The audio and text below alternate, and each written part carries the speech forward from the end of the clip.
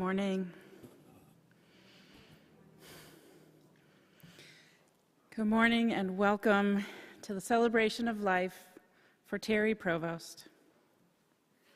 My name is Terry Burgess Sandu. I am a spiritual director and a member of West Shore Unitarian Universalist Church. Karen and I met a couple of decades ago when we were both active with a group of young adults here at the church, affectionately known as the Yayas. And we will forever be the Yayas.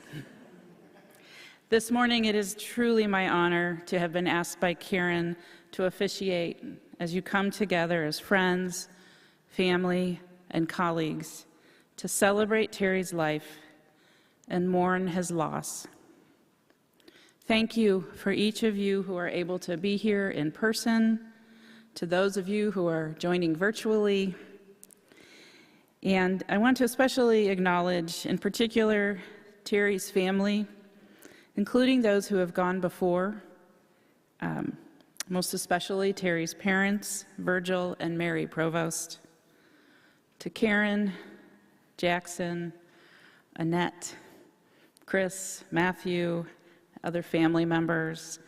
I hope this morning you will feel deeply held and loved by this community.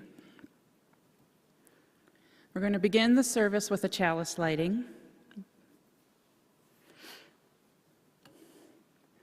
It is a common practice in the Unitarian Universalist tradition for services to start with the lighting of a chalice. The lit chalice signals our entry into a sacred space and represents our fire of commitment, illuminating a world we are called on to serve with love and a sense of justice. Karen and Jackson are lighting our chalice this morning as we enter into our space of remembrance for Terry. As we kindle this flame, may it remind us of the many ways that Terry illuminated our lives. Today, we honor and remember his sparks of humor, brilliance, compassion, curiosity, justice, and love. May we continue to carry his bright light forward in our hearts, in our vision, and in our lives. So this morning, given Terry's prolific life as a writer, thinker, and teacher, much of what you will hear today, rather than a traditional eulogy, are Terry's own words, as well as those of writers whose work meant a great deal to him. We begin with readings offered by Peter and Susan Shakarian, close friends to Terry, Karen, and Jackson.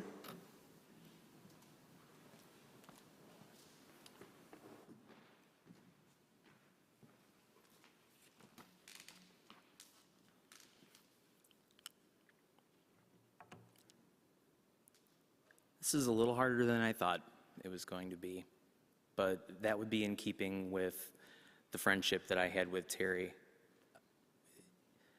All I can say is that you couldn't have been touched by him without being completely changed. I love you and I miss you. The first reading is Noam Chomsky. Optimism is a strategy for making a better future. Because unless you believe that the future can be better, it's unlikely you will step up and take responsibility for making it so. If you assume there's no hope, you guarantee that there will be no hope. If you assume that there is an instinct for freedom, there are opportunities to change things. There's a chance you may contribute to making a better world. The choice is yours. The second reading is Arundhati Roy. The only dream worth having is to dream that you will live while you are alive and die only when you are dead. To love, to be loved, to never forget your own insignificance to never get used to the unspeakable violence and vulgar disparity of the life around you, to seek joy in the saddest places, to pursue beauty to its lair, to simplify what is complicated or complicate what is simple, to respect strength, never power, above all to watch, to try and understand, to never look away, and never, never to forget.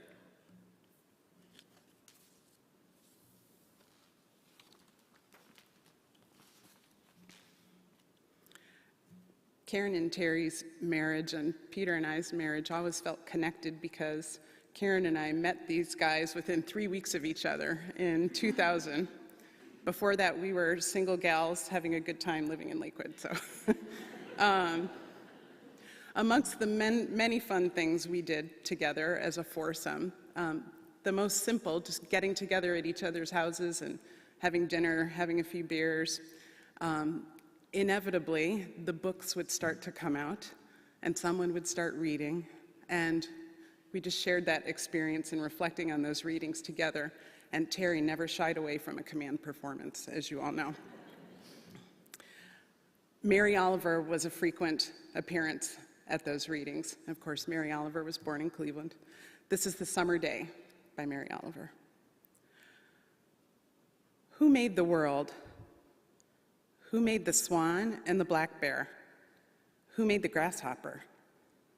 This grasshopper, I mean, the one who has flung herself out of the grass, the one who is eating sugar out of my hand, who is moving her jaws back and forth instead of up and down, who is gazing around with her enormous and complicated eyes. Now she lifts her pale forearms and thoroughly washes her face. Now she snaps her wings open and floats away. I don't know exactly what a prayer is. I do know how to pay attention, how to fall down into the grass, how to kneel down in the grass, how to be idle and blessed, how to stroll through the fields, which is what I have been doing all day. Tell me, what else should I have done? Doesn't everything die at last, and too soon? Tell me, what is it you plan to do with your one wild and precious life?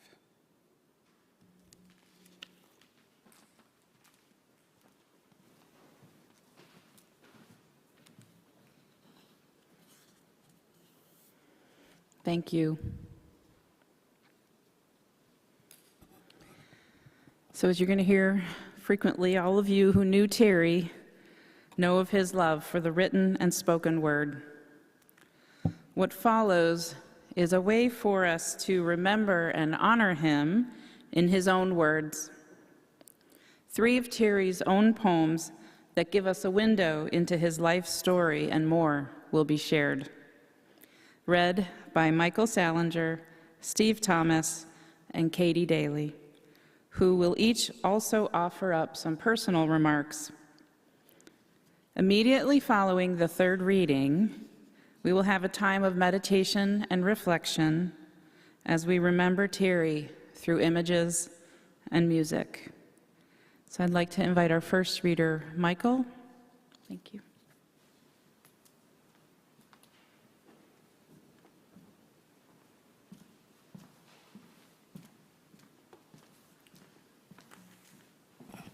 Hey everyone, good morning. Yeah, this is harder. One of the last times I saw Terry, I was visiting him after he had just come out of the hospital, gone back into rehab. And I went and I was reading to him. And I was reading, I think I was reading The Nose by Gogol. I was reading him Russian short stories because he was a happy-go-lucky guy like that. And I was reading, and he wasn't waking up. He hadn't, they had him on some medication to help keep him awake, and he hadn't been on that yet, so he was pretty much snoozing through my reading. And I'm reading to him the story, And one of the attendants comes in, she goes, you know, I don't think he's awake. And I said, it's not the first time he slept through one of my readings, so. And I think he smiled a little bit.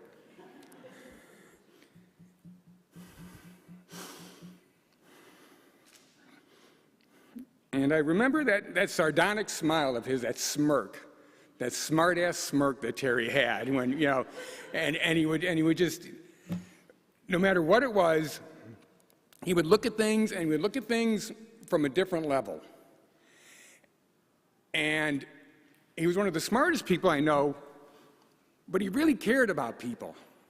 And he really cared about issues. And he cared about individuals. And he liked to talk, but he liked to listen too. And he liked to argue. I'm going to miss him a lot. We did a lot. I knew him for over 20 years, 25 years. I knew him, and we took a road trip to Chicago once together because I just thought this guy was a nuclear physicist poet. So I thought I wanted to get to know this guy a little bit better. So we drove to Chicago together, and he emceed open mics at the Beachland Ballroom for us, and he always made time. This is called Pulling Out of Here to Win by Terry. As my mom tells the story, she was doing light chores at her mom's house shortly before I was born. When her sister Gail, a registered nurse, asked how far apart her contractions were, she said, 5 minutes. Gail, whose temperament was mercurial in the laziest of times, went apeshit. Get to the hospital now. This was her second pregnancy. My mom, who had had a long delivery with her first, didn't realize that second pregnancies are a whole different animal. Express delivery. But there was no car. My dad was out buying a surprise, a washing machine. They had 2 in diapers now. So the only thing to do was get a lift from the neighbor, Mr. Toohey. By trade, he was an undertaker. His car, a hearse. I was ferried into this world in a shiny new hearse. It was my birthday, Friday the 13th. I was reminded of this juxtaposition when on my 50th birthday I heard the news that Tim Russett had died at 58, another Friday the 13th. To tell the truth, I was never much of a Russert fan, too centrist for my taste, too obsequious to power. If you want to see the world from a viewpoint of about 6 inches distance from a politician's ass, he's your political genius. But if that's an aroma and an ambiance that fail to entice you, Russert holds little charm. Nonetheless, I think his demise pinched a nerve in the body politic, in my sense of the ubiquitous proximity and unpredictability of death. How you can go out even when you're at the top of your game. In the final analysis, I could have easily forgotten the whole incident had I not chanced across the follow-up report on his funeral on the evening news, where John McCain and Barack Obama were forced to sit side by side, shoulder to shoulder at his funeral. 2 men vying for what soon would seem to be an inevitability, the title of the most powerful man on the globe, forced to submit largely in silence by the power of the grave. As they rolled the credits on the NBC Nightly News, they played a clip from the funeral. It was Bruce Springsteen by satellite hookup performing Thunder Road. The payoff for a lifetime of political butt aroma. Springsteen performing at your funeral and the most powerful men in the world pretending to be friends, or at least behaving civilly. It's been a long time since I listened to Springsteen, and I got the idea of checking out Born to Run from the local library, but they didn't have it when I went, so I made do with what they did have, the ghost of Tom Joad. From the first incredibly poignant wail on the harmonica, steel wool tumbleweed with spangles of silver, he had me, and the echoes of Steinbeck's original. Now, Tom, said Mom, whenever there's a cop beating a guy, whenever a hungry newborn baby cries, whenever somebody struggles to be free, look in their eyes, Mom. You'll see me. I was just enthralled, and I started wondering, why hadn't I thought about Tom Joad in such a long time? The Grapes of Wrath was such a wonderful book. Why has it become almost forgotten? And I was reminded that despite a couple of decades of Steinbeck's being surveilled by the FBI for possible communist sympathies, he ended his life as a prominent supporter of Lyndon Baines Johnson and the Vietnam War. He actually wrote dispatches for the Long Island newspaper Newsday from Vietnam and provided intellectual cover for Johnson at a time when intellectual cover for the war was sorely lacking. The creator of Tom Joad as cheerleader for the napalming of millions of Vietnamese Okies. The switchbacks of history are truly myriad. Which brings me back to the National Cathedral where John McCain and Barack Obama. How McCain, the war hero and POW, would not be who he is but for the American invasion of Vietnam. How he was, at least to some small degree, the product of Steinbeck's political cover. How Obama had the foresight to try and head off another Vietnam, George Bush's Vietnam, by opposing the invasion of Iraq. And I ask myself, when I look in their eyes, do I see Tom Joad? Nothing of the sort. These ideas have been rambled around in my head for months now, but just a little short of complete, as if the jigsaw was missing just one piece. And then this past week it hit.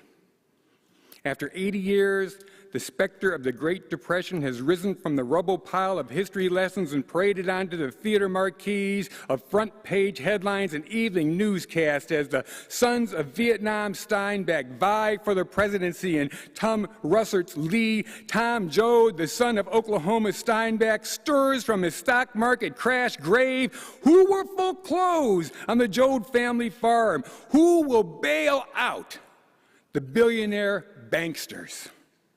Of course, in the end, it wasn't the ghost of Tom Joad that Springsteen was singing, but Thunder Road, a different Springsteen altogether. It's a town full of losers. I'm pulling out of here to win, perhaps in a hearse.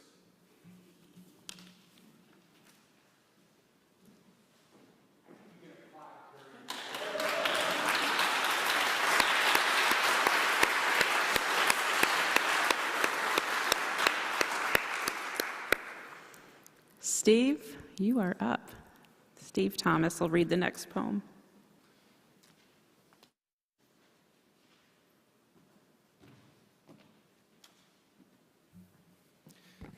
Thank you, Michael. That was awesome.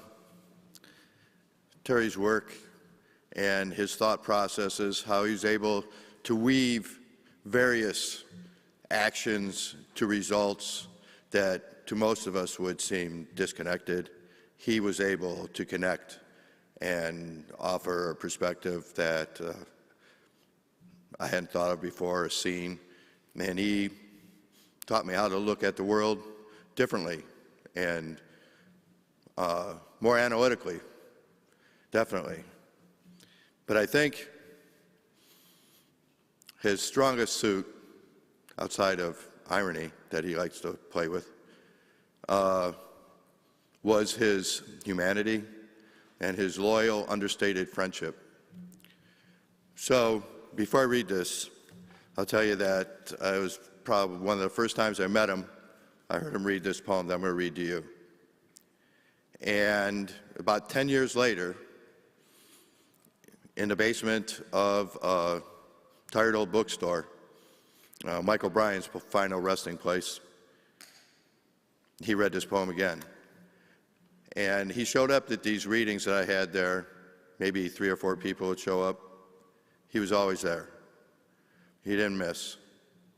And he would bring his friend Jack, and some of you may remember Jack, and as an example of who Terry was, visiting Jack, taking Jack out for coffee for a long time, years and years. Those are just quiet little ways that Terry showed what a human being he was, a caring individual. And I think a lot of that came from his family upbringing, the background, how there was so much love involved, and what I got to witness myself, the support he had from Jackson and Karen, and what they were as a triumvirate is really powerful, strong stuff. So pretty fortunate to be able to witness that. I know all of us here have witnessed some of that and feel the same. So when Terry introduced this poem, when he introduced it, he told a little story about how he was having dinner with his parents, and Karen and Jackson was a newborn baby. And Jackson started fussing a little bit, and Terry's dad, Virgil, leans over and says, "You're in heaven right now, and your only job is to play. Don't screw it up." Voracious Appetite by Terry Provost. Waking up after midnight as a child and piling into the impossibly large Chevrolet Bel Air, going, I could not know where, but in those days at least, we could still find dirt roads, places the glare of self-obsession did not destroy, did not pollute the perfect darkness of, with its roaring white noise hum, the electric narcissus that now shackles us into our holy terrestrial selves. Past the deep, glassy mirror skin of the Tom Hannock Reservoir, piercing the rusty sponge needle mat silence of pine-forested hills in their grave darkness. Those thick, deafening and sound-deadening mats, we braked into an open field alive with the ancient symphony of stars and raised the tripod of a 9-inch reflecting telescope like cosmic conquistadors raising a Mount Suribachi flag, asserting rule over infinities that required no passports. Not what or who we are, but what and who we aren't, a pure and undespoiled otherness. The promiscuous moons of Jupiter, Saturn's rings so sharp they could slice meat. The stark and bony white ridges of the Sea of Tranquility. We were jealous cosmic voyeurs in hot pursuit of some lunar occultation, a little leg from Venus, the spark torch shower of some self-immolating meteor. As a child, in an age almost entirely pre-digital, nature's web extended so far beyond everything that was merely worldwide. That was where we anchored as a family, in the primal forces that hurtled on wax slats down snow-glazed Berkshires in the wind-burned recesses of winter, that hove white canvas sails on rigid aluminum masts through the Beaufort frills of storming whitecaps, solar breath, and that tattooed the night sky with million-dollar brilliance, Deneb, Vega, Altair, and an avalanche of others. My father could somehow always navigate. Even now, when the neurological Swiss cheese of his mind can no longer find the way home from around the nearest corner, even now, sometimes before his voracious forgetfulness can interrupt, there's Jupe will dart from his unthinking tongue as it did from the man who always knew exactly where we were going when I was young. And for that split second at least, maybe I am, and he still does. Terry Provost. Thank you.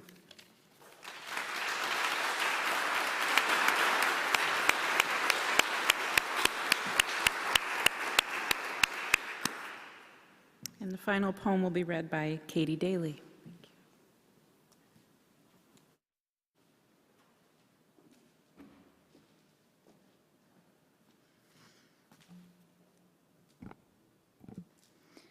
Y'all, we should do this for each other before we die. And I believe Terry is here. Karen asked us to say a few words about Terry before we read his poem, and I found the only way I can say a few words about him is to write a poem. So I borrowed heavily from the book Charlotte's Web to write this, and also I borrowed heavily from Terry. So thanks to E.B. White and Terry Provost for the metaphors and the language. Solar Borealis. Cosmic comprehensions spring up from Terry's brain like fiddlehead ferns and make his hair curl, my hair curl, the earth's hair curling and bobbing and weaving with long spirally words like ubangi and uncountable infinity and belly bust basted ether binge. And the whole world's pants are on fire from the solar flares Terry's mind spits out on a regular basis, which is one reason we thought he'd always be around, and maybe he still is, and maybe he isn't, but go on and make a joyful sound anyway, sings his main man, Jackson Brown. Yeah, right on. Let's do that. Let's go on and make a joyful sound like our main man Terry does when he compares the tumor in his brain to a meteorite, to a celestial orange, to all of us working the rest of it out together. I could barely keep up with his fiddlehead thoughts, their spores floating through the streets of Cleveland like dust motes lit up by a sun with a fiercely humanity-loving heart beating at its core. So I figured, what the hell? I don't always understand what it means, but I trust this heat. I'm going to sit back and bask in this sun's brilliance, even though I have no idea how many light years lie between me and it, even though I'm regularly terrified by the infinite electrons of fear and time and incomprehension that stitch us all together.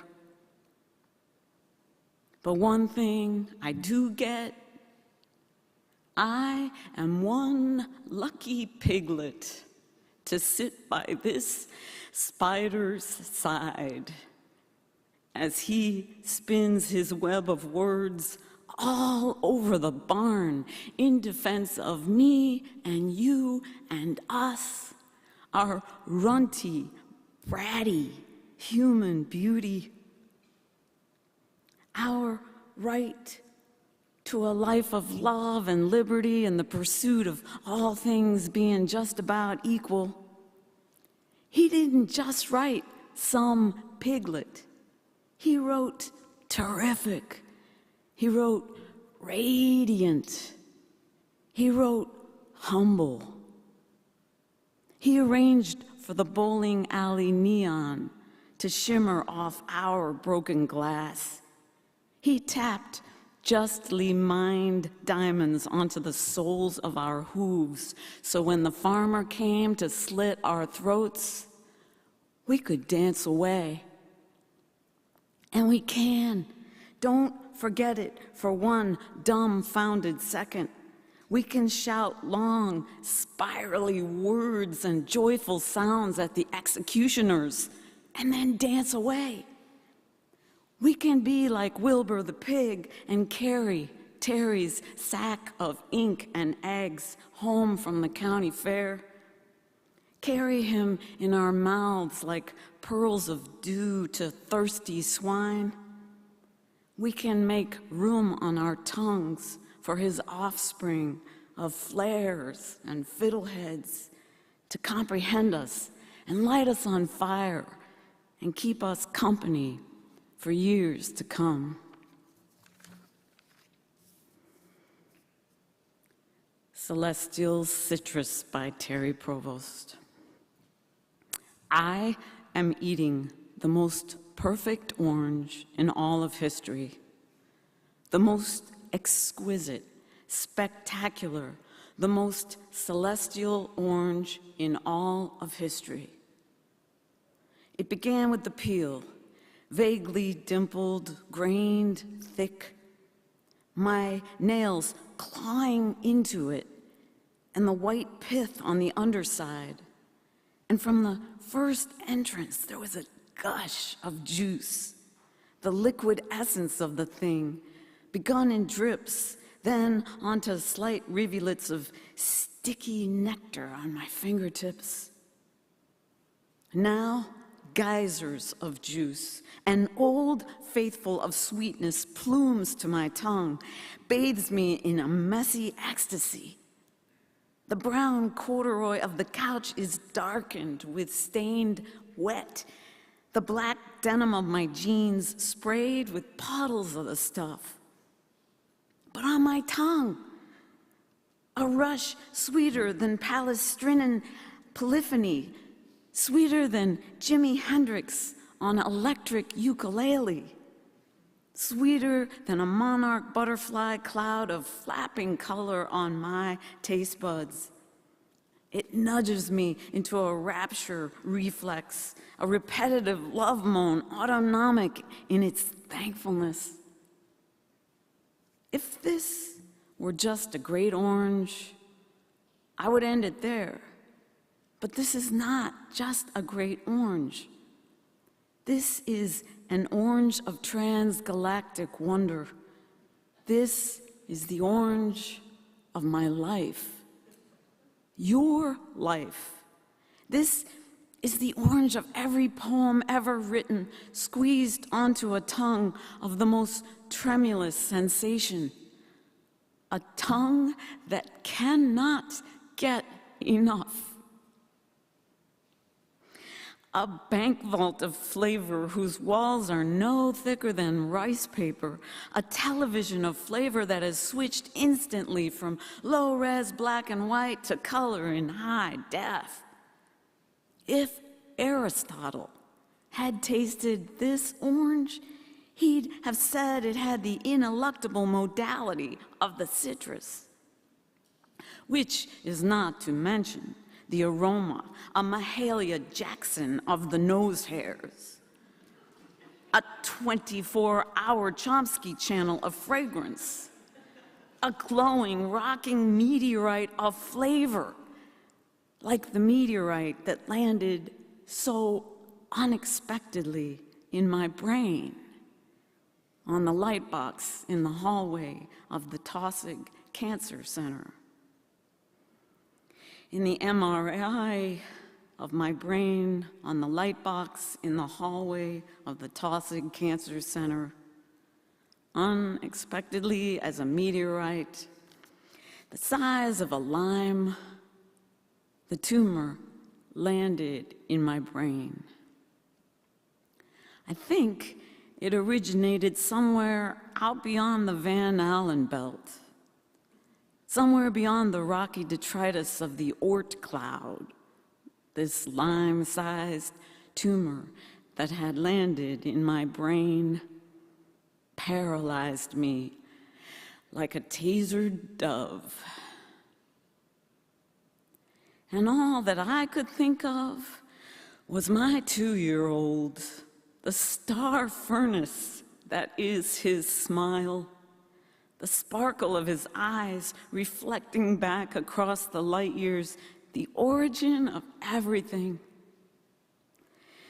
And the love planet that is my wife, voluptuous and soft, everywhere there ought to be soft, this buttress against strife.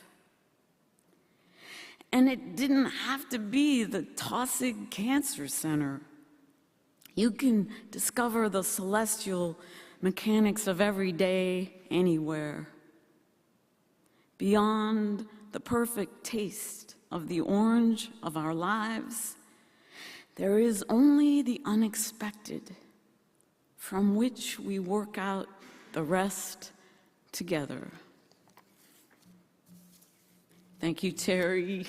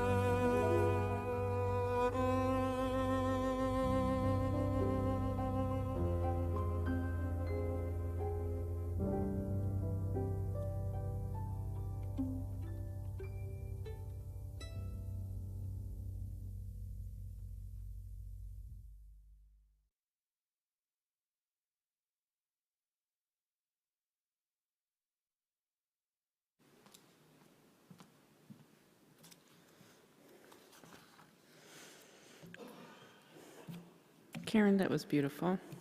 Truly a beautiful reflection of Terry's unique and powerful life. So I invite all of you now to join together in reading out loud the peace prayer of St. Francis, the words to which are projected on the wall behind me. Lord, make me an instrument of your peace. Where there is hatred, let me sow love. Where there is injury, pardon. Where there is doubt, faith. Where there is despair, hope. Where there is darkness, light. And where there is sadness, joy. O divine Master, grant that I may not so much seek to be consoled as to console, to be understood as to understand, to be loved as to love. For it is in giving that we receive, it is in pardoning that we are pardoned, and it is in dying that we are born to eternal life. Amen.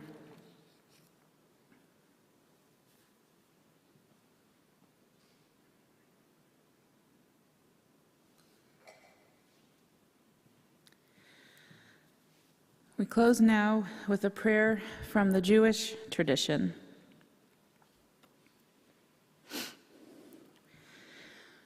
Blessed are those who give meaning to our lives.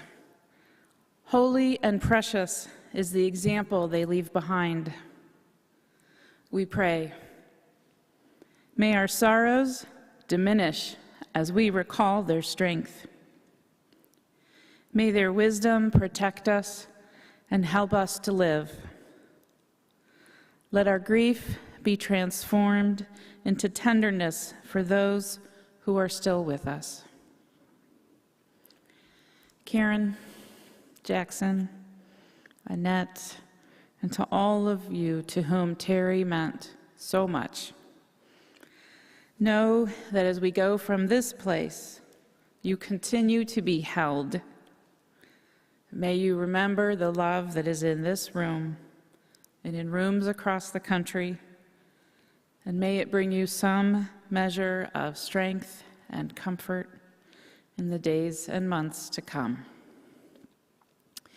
And as we close out, you are invited to remain for just a few more minutes to enjoy this closing song by Jackson Browne.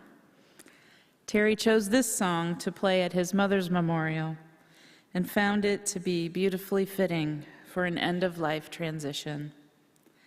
Immediately following the song, the family invites you to join them in a light lunch to be served in Baker Hall down the long hallway, and to enjoy a special commemorative beer that has been created in honor of one of Terry's great pleasures in life. Thank you, and blessed be. Keep a fire burning in your eye, and pay attention to the open sky. You never know what will be coming down.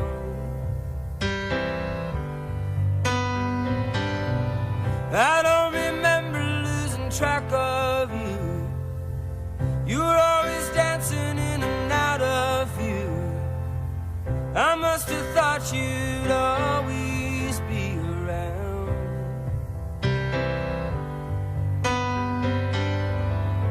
Always keeping things real by playing the clown. Now you're nowhere to be found.